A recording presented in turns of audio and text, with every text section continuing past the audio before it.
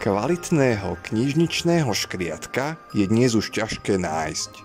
Kedysi som fúkal do katalogizačných lístkov. Zavše som obrátil zo pár diel v regáloch hore nohami a niektoré knihy som zapatrošil tak, že ich nenájdu ani deti tvojich detí.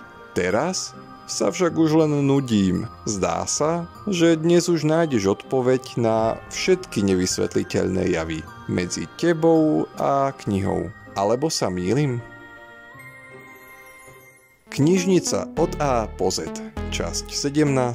Q sa číta ako otáznik. Alebo čo kvári čitateľov. Možno máš občas pocit, že za niektoré veci v knižnici preberajú zodpovednosť nadprirodzené bytosti. Pravdou ale je, že na väčšinu záľudných otázok ti vieme dať celkom uspokojivé odpovede. Nie je v tom čert, ani temná mágia, iba jednoduché postupy a pravidlá. 3 z nich ti priblížime v nasledujúcich sekundách. Jednou z častých otázok býva, prečo máš na lístku rozdielne dátumy vrátenia kníh?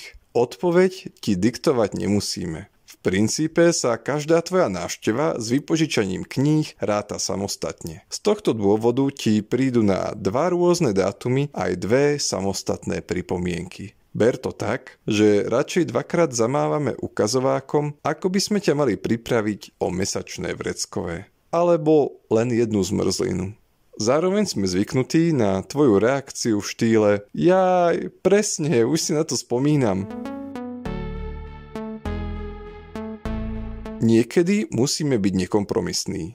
Preto ti nedovolíme, aby sa dospelácké knihy brali na detský preukaz. Dôvodov je veľa.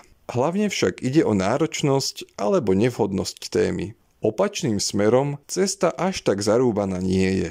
Aj v takomto prípade by sme však boli radšej, keby mal každý člen rodiny svoje vlastné konto.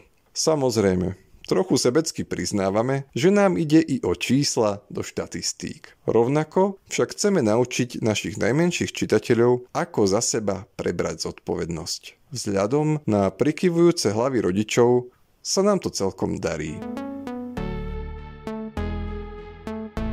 Ak si s nami v telefonickom kontakte, určite vieš, že ťa mnohoraz odkážeme na iné oddelenie.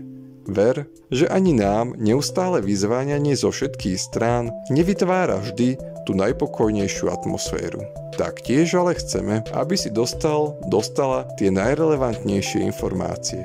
Preto tvoju požiadavku triedime podľa jej obsahu, podobne ako to robíš ty doma pri separovaní.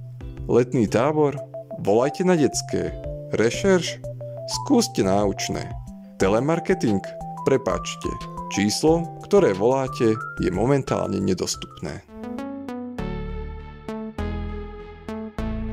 Zodpovedali sme niektorú z tvojich otázok? Alebo túžiš vedieť niečo iné? Pokojne sa nás na čokoľvek spýtaj.